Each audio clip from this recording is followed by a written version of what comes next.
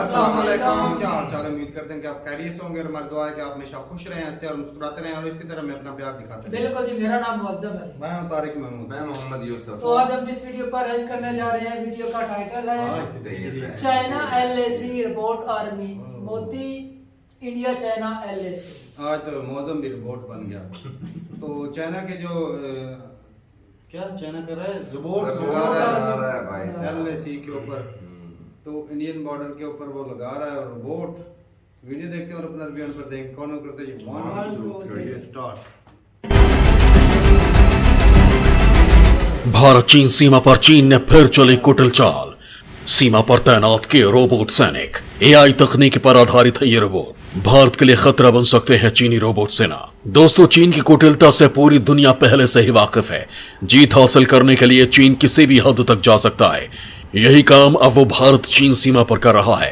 बताया जा रहा है कि चीन ने अपनी सुरक्षा के लिए रोबोट सेना तैनात कर दी है, और वो भी ऐसे वैसे नहीं बल्कि AI तकनीक से लैस, यानी कि ऑटोमेटिक इंटेलिजेंस, जो बहुत ही खतरनाक और शक्तिशाली है, जिनका निशाना एकदम सटीक है और ये पलक झपकते ही दुश्मन का खात्मा कर देते हैं। दोस्तों, इस वीडियो में आप जानेंगे कि कैसे रोबोट चीन की सुरक्षा करते हैं। इसके साथ ही जानेंगे कि आधुनिक हथियारों से लैस इन रोबोट को सीमा पर तैनात करने की आखिर चीन की मंशा क्या है। इसके साथ मैं आपको बताऊंगा कैसे रोबोट सेना भारत के लिए खतरा बन सकती है। वहीं भारत चीन की इस हरकत का पलटवार करने के लिए क्या तैयारी कर रहा है। तो चलिए शुरू करते हैं ये वीडियो और जानते हैं चीन की रोबोट सेना के बारे में। दोस्तों, भारत चीन के बीच लगातार तनाव बना हुआ है। आए दिन पूर्वी लद्दाख में भारतीय और चीनी सेना में हिंसक झड़प होने की खबरें आती रहती हैं, जिसके चलते दोनों देशों में तनाव बना रहता है। इस तनाव को लेकर सैन्य और कूटनीतिक स्तर पर कई राउंड की बातचीत के बावजूद ये विवाद बना ही रहता है। इसकी एक वजह यह भी है कि चीन में भी उकसावापूर्ण कार्रवाई से बाज नहीं आ रहा है। बीते दिन अरुणाचल प्रदेश में कई इलाकों के नाम बदल देने के बाद अब उसने एक और कदम उठाया है। बताया जा रहा है कि चीन अब सीमा पर मशीन गन से लैस रोबोट की तैनाती कर रहा है, जो पूरी तरह से AI तकनीकी पर आधारित है। यहां हम आपको AI का मतलब बता देते हैं। यह ऐसी तकनीक होती है जो खुद अपनी तकनीक से सीखता है। आज दुनिया में कई ऐसे रोबोट हैं जो इंटरनेट के जरिए खुद को और बेहतर बना रहे हैं, या ये कहें कि अपने आसपास हो रही हर चीज को ऑब्जर्व करता है, उनसे सीखता है और अपनी मेमोरी में बैठा लेता है। इतना ही नहीं, ये इंसानों की खामियों को परखता है और उन्हें सही करके अमल में लाता है, यानी कि गलती करने की कोई गुंजाइश नहीं छोड़ता। कहा जा रहा है कि पीपल्स लिबरेशन आर्मी ने चीन की सुरक्षा के लिए इन AI से लैस रोबोट को सीमा पर तैनात किया है।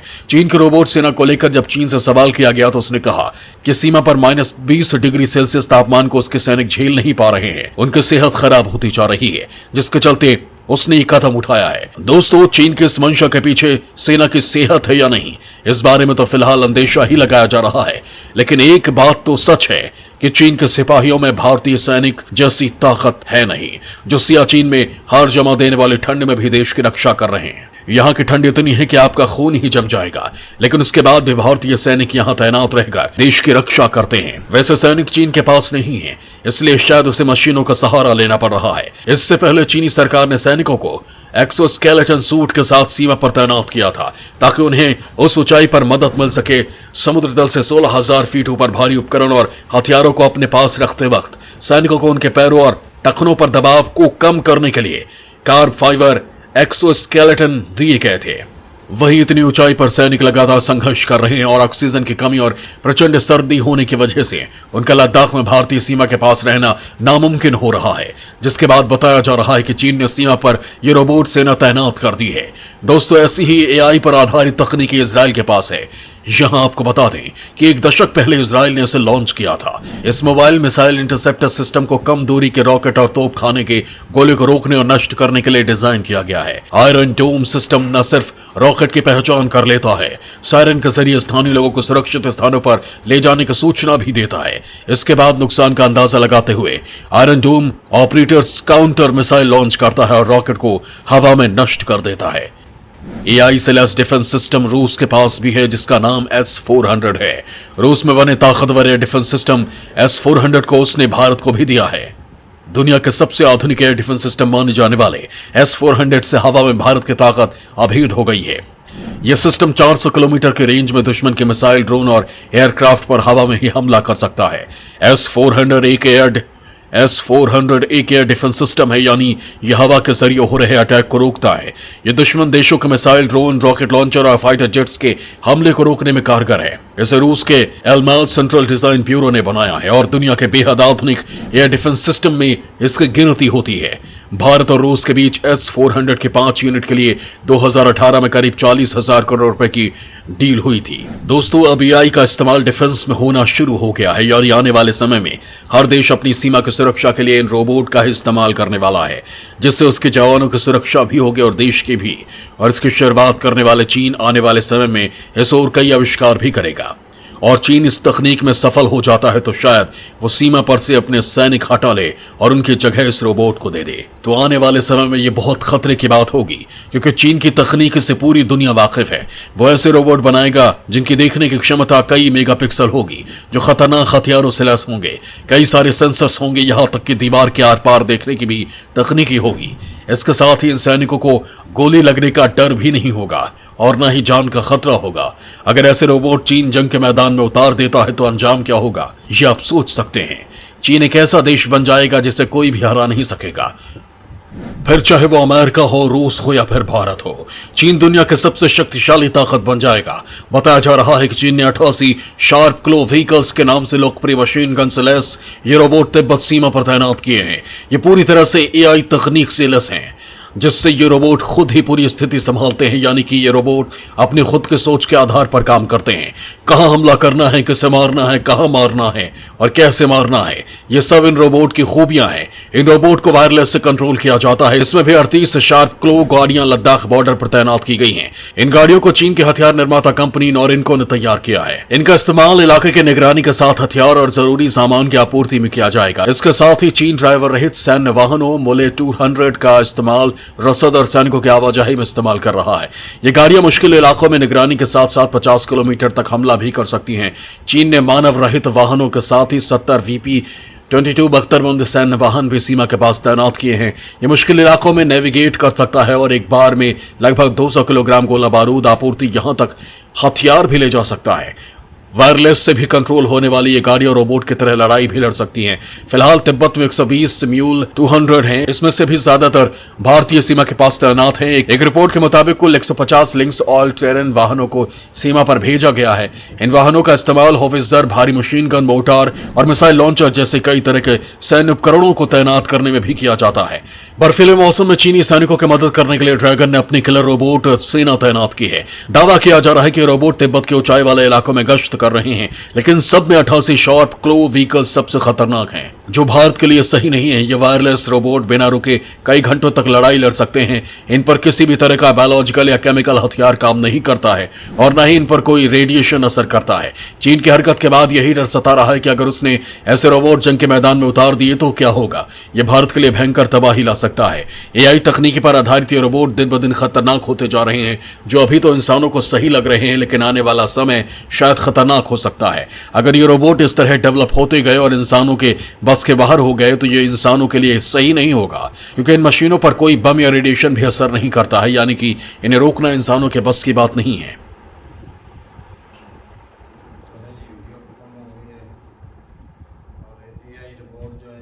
ये पहले से ही बनना शुरू हो गए हैं और चाइना अगर इसको इस्तेमाल करता है बॉर्डर पे तो ये इंडियन आर्मी के लिए तो खतरनाक चीज़ है, बहुत ज़्यादा, क्योंकि इसमें तो रोबोट की तो जान क्या जाएगी। रोबोट का नुकसान इतना ज़्यादा, रोबोट की अगर जान चली भी और जाए, टेम्परेचर रोबोट का अगर नुकसान हो भी जाए तो पैसे का नुकसान है। हाँ। अब आर्मी की एक भी जान है, उसको ट्रेन करने में कितना मतलब बहुत ज्यादा बजट दुख लगता लगता है एक कंट्री का। एक बंदा जो किसी आर्मी का बंदा शहीद हो जाए तो भाई दुख लगता है, और अगर एक मशीनरी जाया जाए तो उसका इतना दुख नहीं लगता। पैसा तो फिर बंदा कमा लेता है, लेकिन जो जान होती है वो वापस नहीं आती।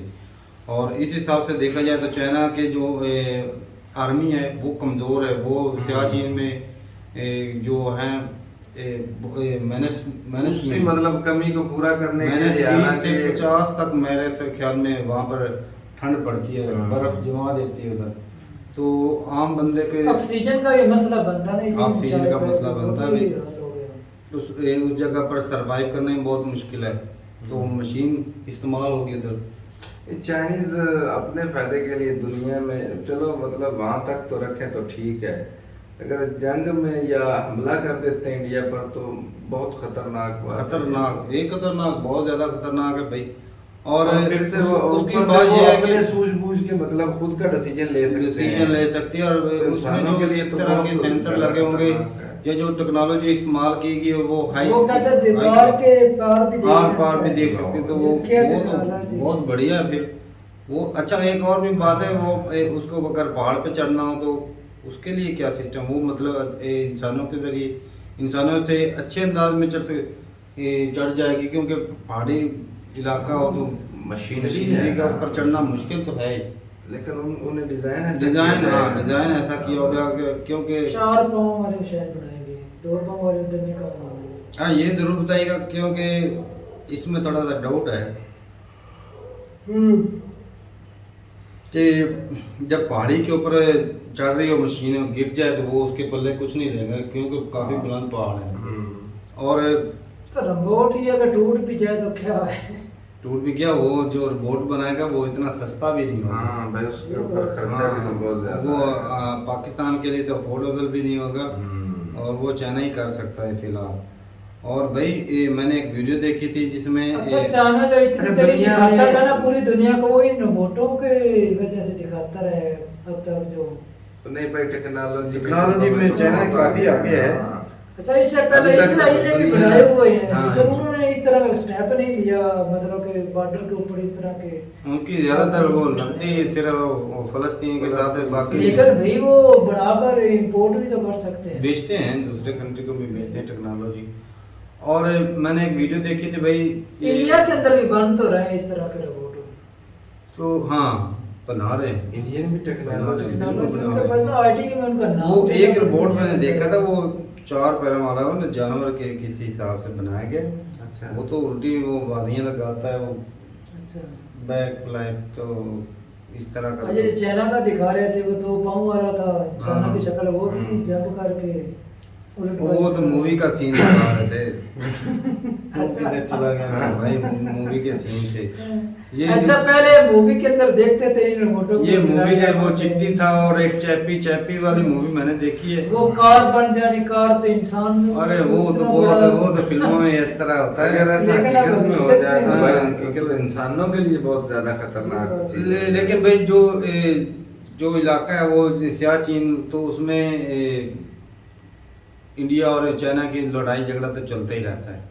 और लद्दाख के इतनी, अंदर? हाँ, सियाचिन में।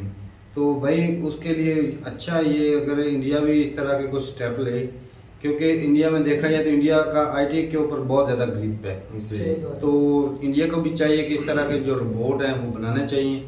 नो डाउट कि इंडियन आर्मी जो है वो काफ़ी स्ट्रांग है, लेकिन फिर भी भाई इंसान होता है। हाँ, मशीनरी के मुकाबले में तो नहीं जब ना। मशीनरी आ जाए, तारक भाई, ये नौबत ना आ जाए अभी मशीनरी को इतनी प्रेफरेंस दी जाए और इंसानों पर इतना तवज्जो ना दी जाए, मतलब और हाँ, ये भी- ट्रेनिंग जो है ना दौर उस तरफ ही जा रहा है भाई साहब, धीरे धीरे वो तो है। हालात उधर ही जा रहे हैं। ये ना हो भी नौकरी वगैरह जब वो कम कर दे, रिमोटों पर ज्यादा।